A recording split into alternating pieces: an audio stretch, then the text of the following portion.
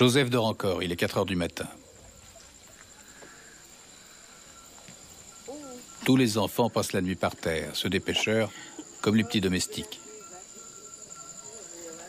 Mais 4 heures, c'est aussi l'heure du réveil.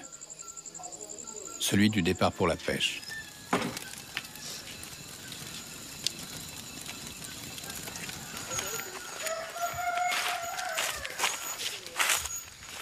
Le maître prend la direction du rivage. Et les petits travailleurs le suivent, sans avoir mangé, les yeux bouffis de sommeil.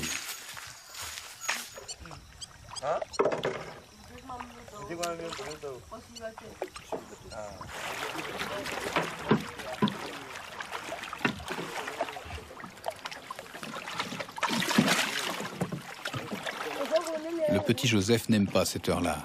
Elle annonce son calvaire.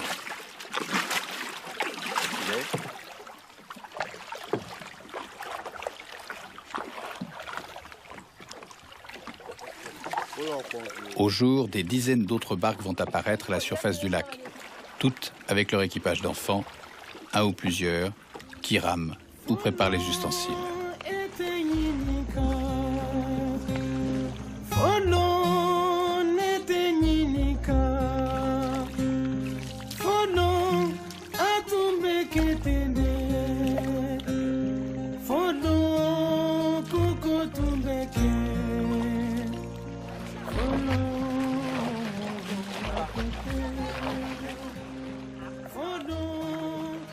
Joseph doit diriger le filet avant qu'il ne touche l'eau en faisant en sorte qu'il ne s'en mêle pas. Et il n'y arrive pas.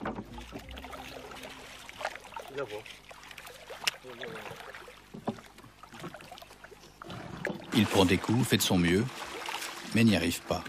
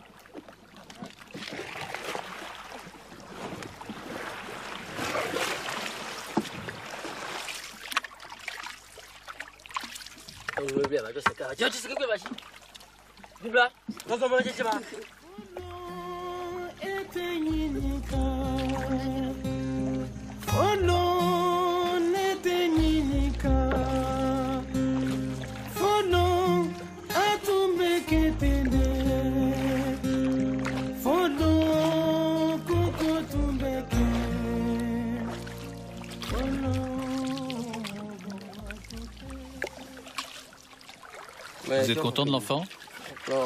Oui, ça va bien.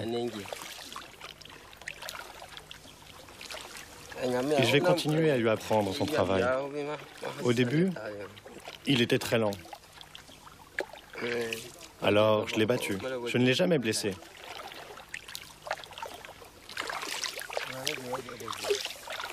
Je le frappe pas fort. C'est juste pour qu'il s'améliore.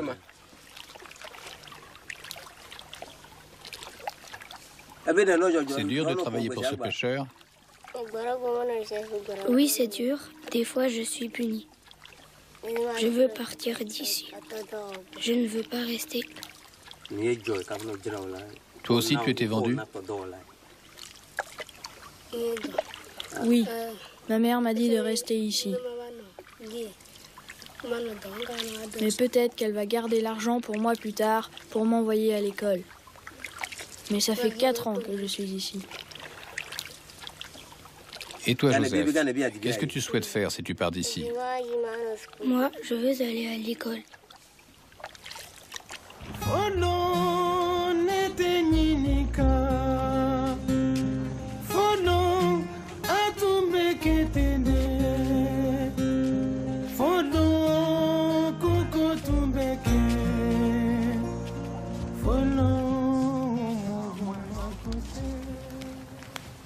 Voici Monsieur Lawa, un ancien pêcheur, un ancien maître. Il sera notre guide. Il y a des enfants qui restent 4, 5 ou même 6 ans ici. Quelques-uns sont là parce que leurs parents sont pauvres. Ils les placent chez des maîtres pour qu'ils restent avec eux pour toujours. Ils deviennent des esclaves. Ils n'ont pas assez d'argent pour s'enfuir. Tout ce qu'ils peuvent faire, c'est courir dans un autre village. Mais les maîtres les retrouvent et les ramènent. Ils les battent, les punissent. Ils ne leur donnent pas à manger. C'est comme ça pour les enfants qui ont été vendus.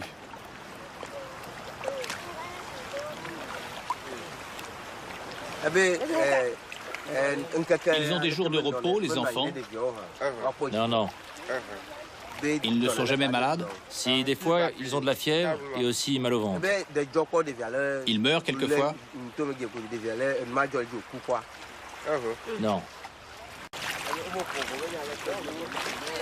Les enfants sont achetés à l'âge de 4 ou 5 ans. Ils aident à mettre le filet et à le remonter. C'est leur principal travail.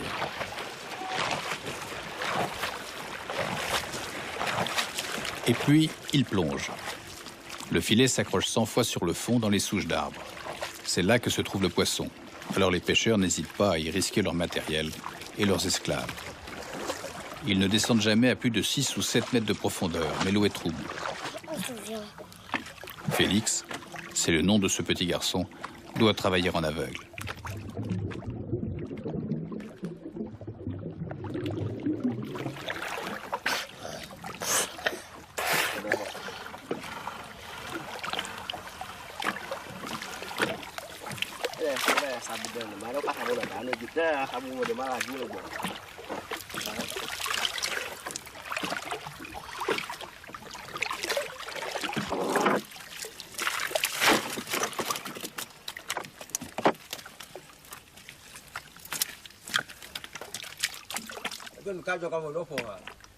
Le maître est gentil avec toi?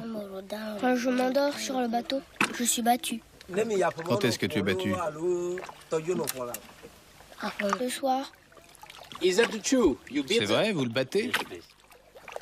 Quand il ne fait pas bien le travail, ça m'arrive. Combien avez-vous acheté cet enfant? Lui, je l'ai payé 15 ou 20 euros. Mais il m'en faudra un plus vieux. Et ça coûte 200 euros. C'est presque le prix d'une vache.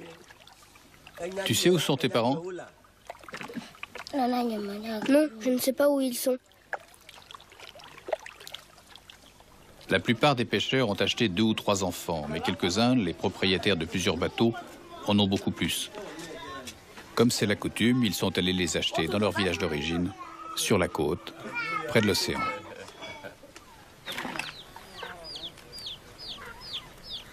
Vous avez acheté combien d'enfants? 13. Les enfants, je les ai achetés 40 euros chacun. Quelquefois, ça va jusqu'à 80 euros.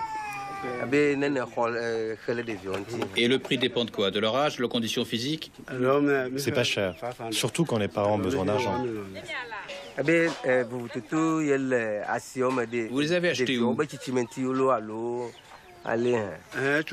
Dans ma ville natale, d'où je viens. Où est-ce? À Gagba, chez lui. C'est dans la région de la Volta. Ces images ont été filmées au Ghana, au nord du lac Volta, dans les environs de Yeji, un carrefour commercial. Tous les pêcheurs que nous y avons rencontrés venaient des régions côtières, sur le golfe de Guinée. C'est là qu'ils sont nés, près de ces côtes venteuses, poissonneuses, mais où la navigation est difficile. C'est là qu'ils vont chercher leurs esclaves. Ici, les enfants sont de peu d'utilité. La mer est trop dure. Il faut des muscles d'adultes pour remonter les lourds filets ou franchir les barres de vagues.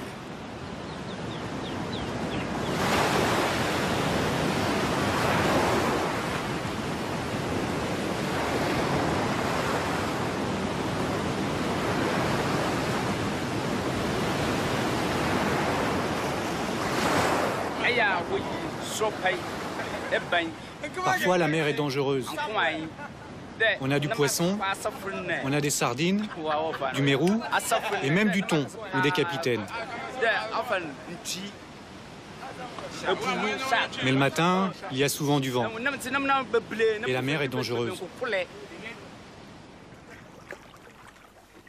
En 1963, les autorités ghanéennes ont construit un barrage sur la Volta.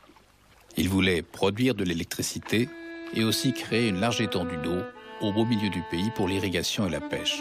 Une pêche facile, sans danger. Ce faisant, ils ont donné naissance au plus grand lac artificiel du monde. Les eaux ont recouvert des milliers d'hectares d'un terrain presque plat, d'où cette forêt pétrifiée qui demeure malgré les années.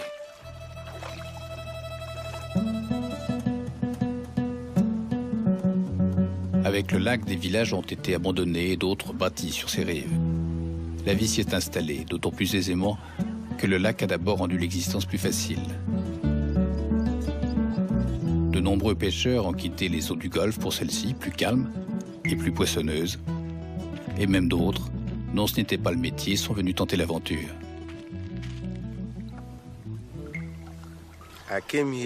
Je suis venu ici en 1965. J'ai quitté le métier de tailleur pour la pêche. C'était une véritablement bonne affaire, la pêche. Oui, c'était un bon travail. De notre temps, on engageait des adultes et on les payait. On ne prenait pas d'enfants.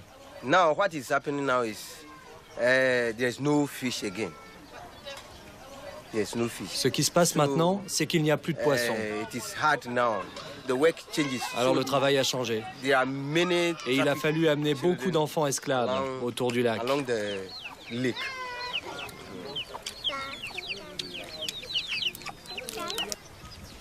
Le matin, vers 8 heures, les enfants des pêcheurs qui ont revêtu leurs beaux habits vont à l'école.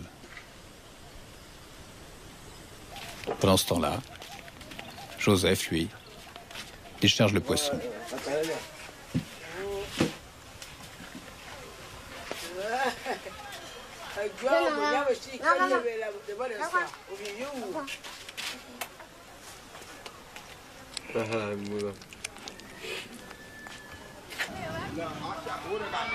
Son travail ne cesse que lorsque les femmes vont au marché pour vendre la pêche de la nuit. Les camions partis, il aura quelques heures pour jouer ou dormir, en attendant le début de l'après-midi, où il retournera sur le lac avec son maître.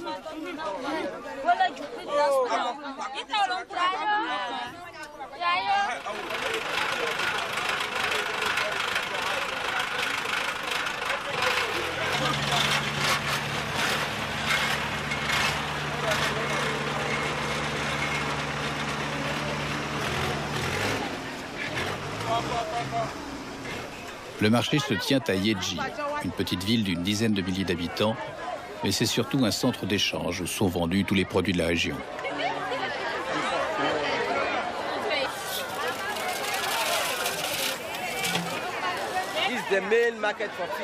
C'est le principal marché pour le poisson. C'est le principal marché sur le lac. Oui, pour le lac. Il est possible d'acheter des enfants ici, sur ce marché? Non, pour ça, il faut aller là où ils vivent et les ramener ici. Est-ce qu'il y a des enfants esclaves qui travaillent ici, sur ce marché? Oui, peut-être. Si on fait un tour, on va peut-être en voir. Vous pouvez nous les montrer? Oui. Si on en voit, je vous les montre.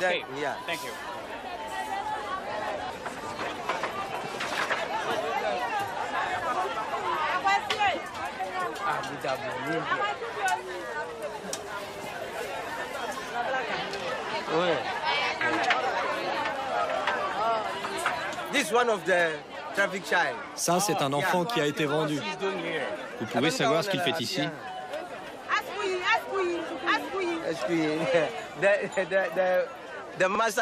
Le maître veut qu'il dise qu'il va à l'école. Et ce n'est pas vrai? Si on part, le maître va revenir et lui faire reprendre son travail. Laissez cet enfant tranquille. C'est un enfant qui va à l'école. C'est mon enfant, laissez-le tranquille. C'est ton enfant? Non, c'est pas mon enfant, c'est l'enfant de ma dernière née. C'est donc l'enfant de ta dernière née. C'est bien ça. Voilà, c'est ça. Yes.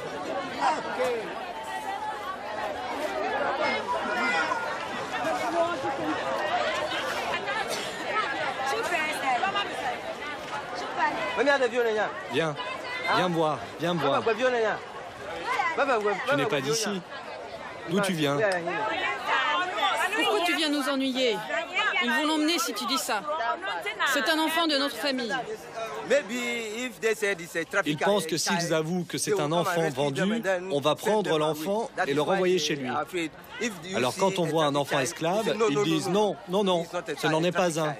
Mais c'est bien un enfant esclave. Il y a un roi à Yeji. Un vrai roi qui demeure en son palais, le palais suprême. Un vrai roi avec une cour. Le roi, c'est le deuxième, le plus imposant, le plus massif.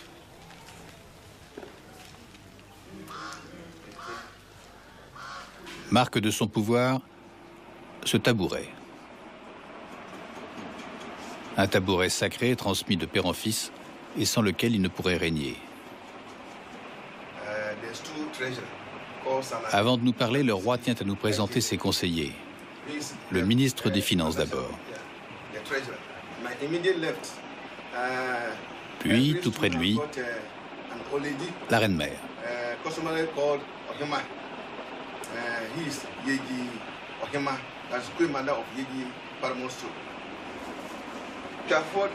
Et enfin son bourreau, ce qui provoque les rires de l'assistance. Au-delà de l'aspect folklorique de sa cour et de son trône, le roi, les rois au Ghana se nomment les nanas, dispose d'un vrai pouvoir. Il dit la tradition et son avis compte. Par chance, ici à Yeji, Sa Majesté est un homme éclairé. Et il dit vouloir lutter contre le trafic d'enfants. Ce n'est pas un tabou, dans le sens où non seulement au Ghana, mais dans toute l'Afrique, nous sommes dans l'impossibilité de contrôler les mauvais traitements. Et même si le gouvernement fait ce qu'il peut pour éduquer la population, ce n'est pas assez. Mais maintenant, le gouvernement a fait voter une loi pour lutter contre cet état de choses et nous a mandaté, nous, les nanas, pour lutter contre ce fléau.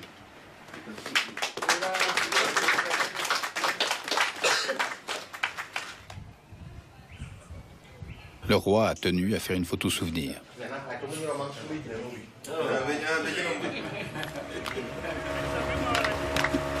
Chaque année, l'OIM, l'Organisation internationale pour l'immigration, tente d'aider les petits esclaves. L'OIM est une structure financée par 132 pays et basée à Genève. À bord de ce bateau, construit spécialement pour cet usage, ses représentants se rendent dans les villages pour convaincre les maîtres de laisser partir les enfants. Depuis le début de ce programme, l'OIM a déjà permis plus de 500 libérations, mais elle se raréfie, en raison non pas du refus des maîtres, mais du manque d'argent.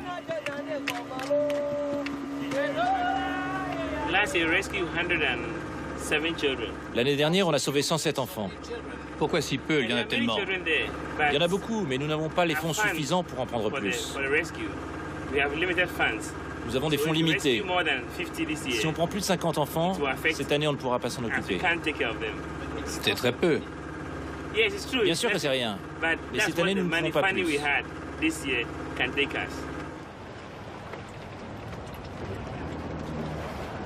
Depuis plusieurs semaines, les envoyés de l'OIM tentent de persuader les pêcheurs de laisser partir les petits esclaves. Cette dernière visite doit concrétiser les promesses qu'ils ont reçues. Eric Pézao, qui dirige cette mission, n'arrive pas les mains vides. Il offre l'équivalent de 40 € en bétail ou en matériel agricole pour chaque enfant libéré.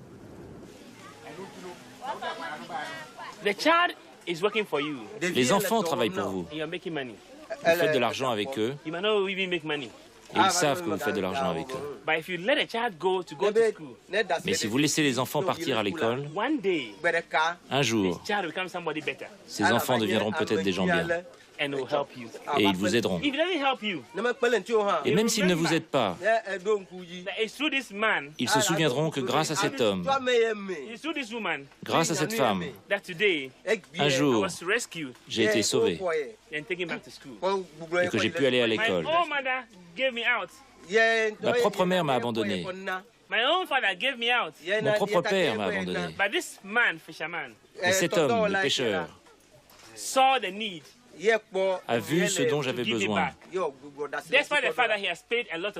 et a bien voulu me rendre, bien que cela lui ait coûté beaucoup d'argent. Il m'a laissé partir. Le discours se termine par une distribution de bonbons aux enfants, ceux des pêcheurs, comme les petits esclaves.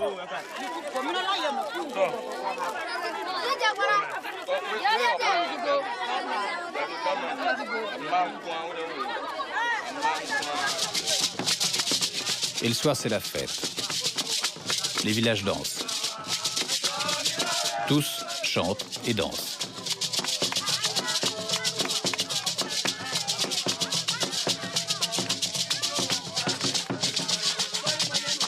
Les fiancés, les couples mariés, les enfants des pêcheurs.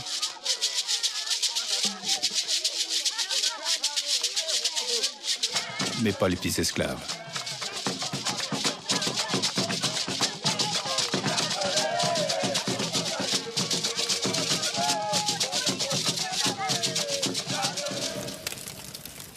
C'est le lendemain que les pêcheurs qui acceptent de se séparer de leurs esclaves doivent les remettre aux agents de l'OIM. L'incertitude sur le nombre et le nom de ces enfants persiste jusqu'au dernier moment. Le village se réveille comme tous les autres jours, même travaux ménagers, même corvée et même départ à l'aube pour pêcher sur le lac. Pourtant, pour Félix, c'est fini. Il parcourt ce chemin pour la dernière fois. On va bientôt lui apprendre qu'il est libre. Mais Joseph reste. Son maître tient à le garder.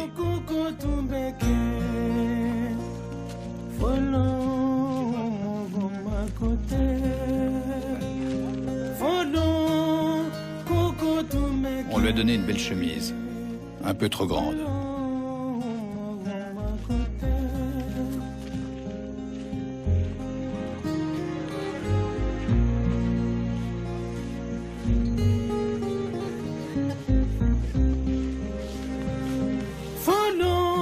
Ils partent, mais les autres restent et pleurent.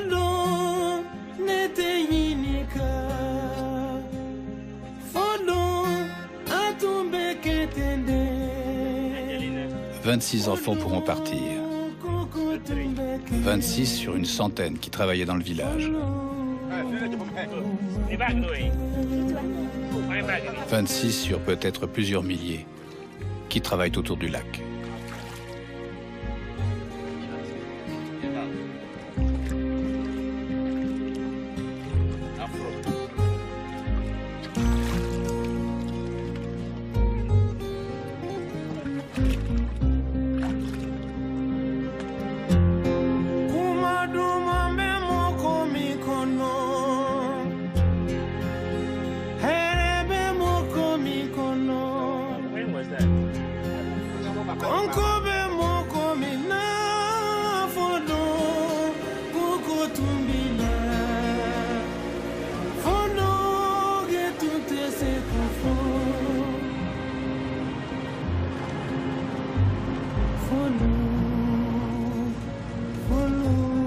Enfants qui tous, jusqu'à Accra, la capitale du Ghana, qui sera leur première destination, resteront graves, comme fermés, sans sourire.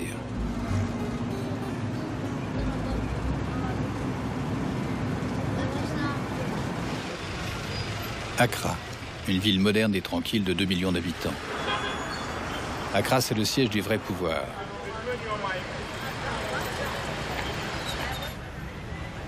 Dans ce ministère, celui des droits des femmes et des enfants, a été pensée et écrite la loi. La fameuse loi, la toute jeune loi qui a bien du mal à être respectée. Une loi qui interdit la vente et le travail des jeunes enfants. D'abord la loi.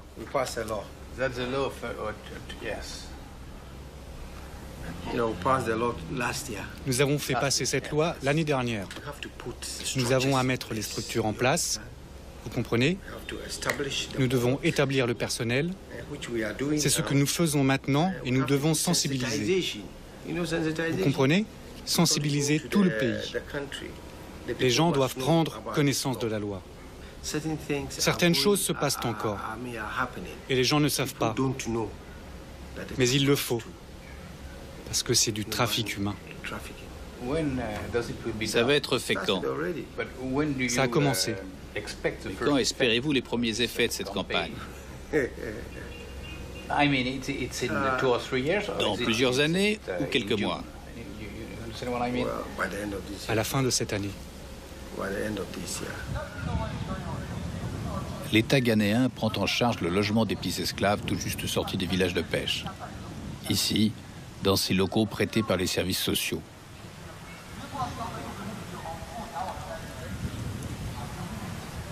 Les enfants, dès le lendemain de leur arrivée, et comme ils le rêvaient, vont en classe. Ils resteront 2 mois dans ces bâtiments. Ils apprennent à compter, à lire. Ils apprennent aussi des poèmes douloureux pour ces enfants qui ont été vendus par leurs parents. Ma mère, qui s'est assise et a veillé sur ma tête d'enfant. Quand je dormais dans mon berceau. Et a pleuré de peur que je ne meure. Ma mère.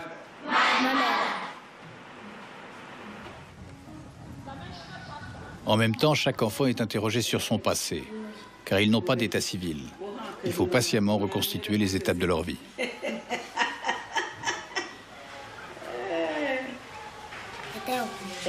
Mon père est mort.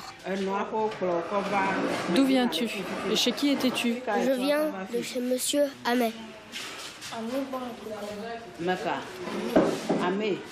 Ahmed? Qu'est-ce que tu faisais? J'étais pêcheur. O, P, Q, R, S, T, U, V, W, S, Y, Z.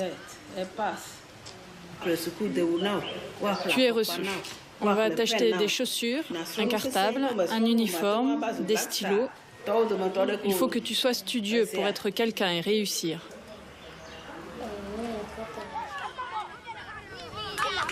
Félix a déjà fait son choix. Il veut devenir footballeur et il est, paraît-il, très doué.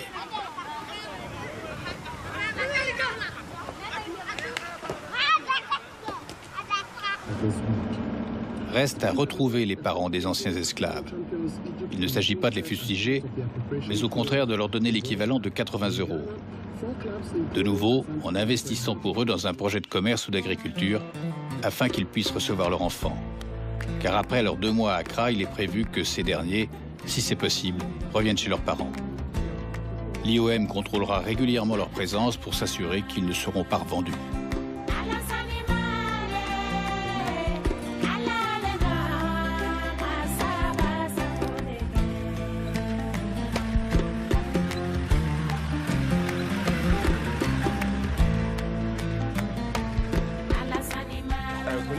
Il s'appelle John. C'est lui, cette fois, qui dirige la mission. C'est lui qui cherche les parents qui ont abandonné leurs enfants.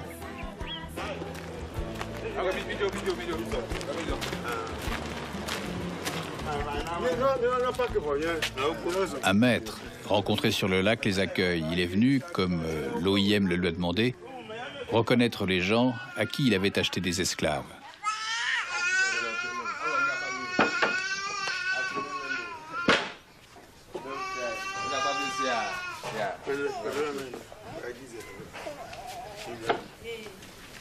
Les enquêteurs, outre la présence de ce maître, disposent du questionnaire auquel ont répondu les enfants.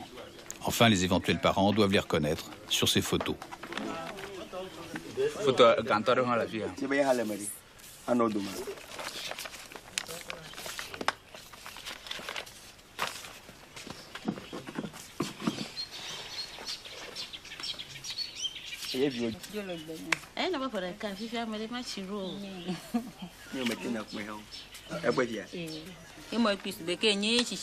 Mon mari est mort. J'ai dû vendre l'aîné de mes enfants pour pouvoir m'occuper des deux autres. Les deux plus jeunes sont chez moi et ils vont à l'école. J'ai vendu mon enfant 160 €, mais seulement pour 3 ans. Et puis à la fin des 3 ans, le pêcheur devait me donner en plus une machine à coudre et des habits.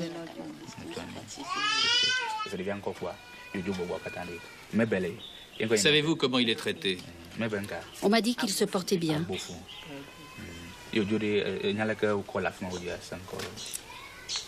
Vous avez des nouvelles? Non, je n'en ai pas. Je ne sais pas s'il est maltraité, mais je pense qu'il va bien.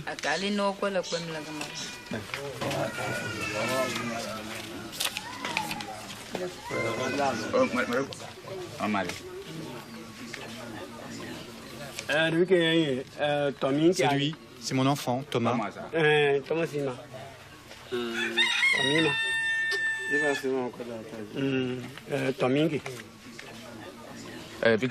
est la mère? Elle est partie, elle m'a quitté. C'est moi qui ai voulu divorcer. Thomas était chez moi quand je l'ai vendu. Cela fait 5 ans qu'il est parti maintenant. J'ai trop d'enfants, c'est pour cela que je l'ai laissé partir. J'ai eu 20 enfants avec 4 femmes. Et vous en avez vendu combien? J'en ai vendu 5 des enfants. C'est comme du bétail, vous les avez vendus comme du bétail. Certains, mais j'ai élevé les autres, et ils ont bien réussi. Et pourquoi en avoir vendu 5? J'ai beaucoup d'enfants. C'est normal que j'en fasse partir chez les autres. Vous ne faites pas de différence entre le bétail et les enfants puisque vous les vendez comme des animaux.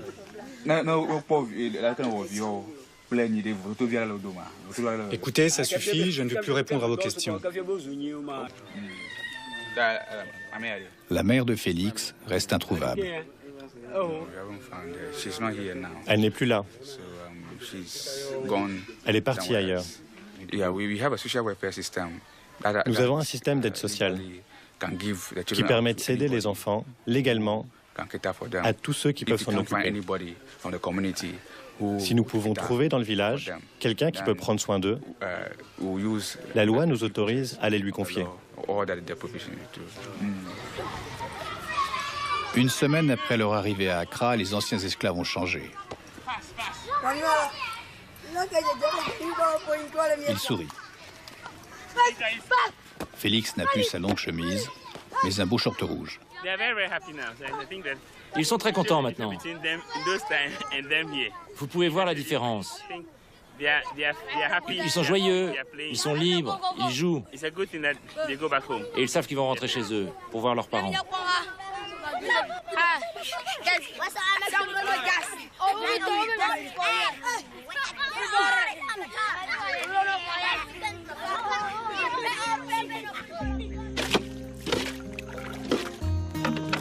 Et Joseph. Il travaille toujours. Dans 6 ou 7 ans, si tout va bien, il sera relâché par son maître. Il ne retournera pas chez ses parents, dont il ne se souviendra plus. Il ira alors grossir les rangs des laissés pour compte sans travail et sans formation, comme il y en a des milliers au Ghana, en Afrique et ailleurs.